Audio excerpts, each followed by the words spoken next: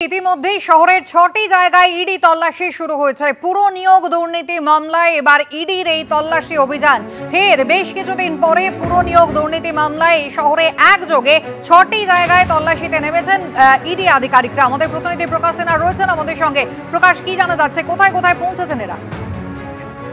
দেখো, প্রায় 1.5 ঘন্টা হয়ে গেছে ইডি আধিকারিকরা তল্লাশি অভিযানে নেমেছেন। পুরো নিয়োগ দুর্নীতি মামলায় ফের সকাল থেকে ইডি আধিকারিকরা তল্লাশি অভিযান চালাচ্ছেন।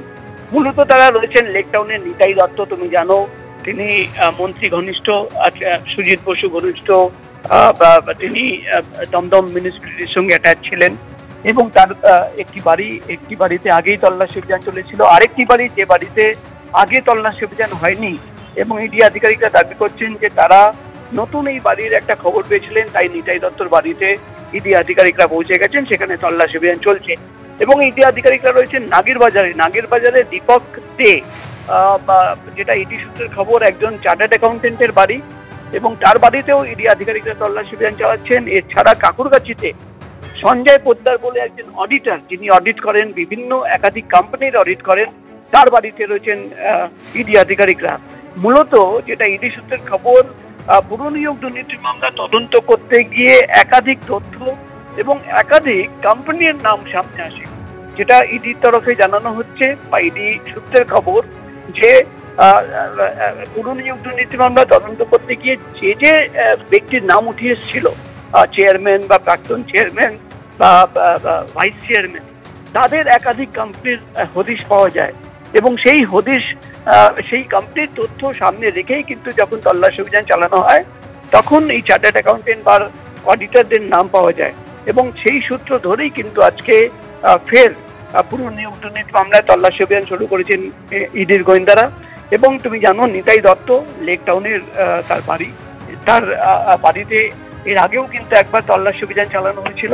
এবং যেটা ইডির তরফে জানানো হচ্ছে যে যেভাবে বেআইনিভাবে চাকরি বিক্রি করার অভিযোগ, সেই অভিযোগ সামনে রেখে যখন তারা তদন্ত করেন এবং তদন্ত করতে গিয়ে একাধিক পুরসভার চেয়ারম্যান, প্রাক্তন চেয়ারম্যান, ভাইস চেয়ারম্যানের নাম সামনে আসে, তাদের তথ্য সংগ্রহ করতে গিয়ে একাধিক কোম্পানির নাম সামনে আসে। অর্থাৎ এই চেয়ারম্যান বা প্রাক্তন চেয়ারম্যানরা তারা কিন্তু একাধিক কোম্পানির মালিক বা তার পরিবারের সদস্যরা কোম্পানির মালিক, এবং সেই কোম্পানির মাধ্যমে কোনোভাবে টাকা ঘোরানো হয়েছে কিনা, নয়ছয় করা হয়েছে কিনা, সেই তথ্য জানার জন্যই কিন্তু আজকে আমরা দেখতে পাচ্ছি একজন চার্টার্ড অ্যাকাউন্টেন্ট অডিটরের বাড়িতে পৌঁছে গেছেন ইডি আধিকারিকরা। এবং নিতাই দত্ত, তার বাড়িতে আগেও তল্লাশি অভিযান চলেছিল, কিন্তু যেটা ইডির তরফে দাবি করা হচ্ছে যে তারা কিন্তু আগে একটি বাড়ির খবর জানতেন না, এই বাড়ির খবর, এই অ্যাড্রেস পরে পাওয়া যায়, তাই আজকে ফের নিতাই দত্তর বাড়িতে পৌঁছে গেছে ইডি আধিকারিকরা একসঙ্গে 6টি জায়গায়। অর্থাৎ একদিকে পুরো নিয়োগ দুর্নীতি মামলার তদন্তে ইডি আধিকারিকদের তল্লাশি অভিযান, অন্যদিকে আরো একটি ঘটনার তদন্তে ইডি আধিকারিকরা ম্যারাথন তল্লাশি অভিযান চালাচ্ছেন। জুয়েলারি সংস্থার ব্যাংক প্রতারণা মামলার তদন্তে ইডি আধিকারিকরা এই মুহূর্তে মোট 7টি জায়গায় তল্লাশি অভিযান চালাচ্ছেন। জানিয়ে রাখবো, ভুয়ো কোম্পানি খুলে ঋণ নিয়ে প্রতারণার অভিযোগ সামনে আসে। 25টি ব্যাংকের কাছ থেকে 1200 কোটি টাকা ঋণ নেওয়ার অভিযোগ ইডি।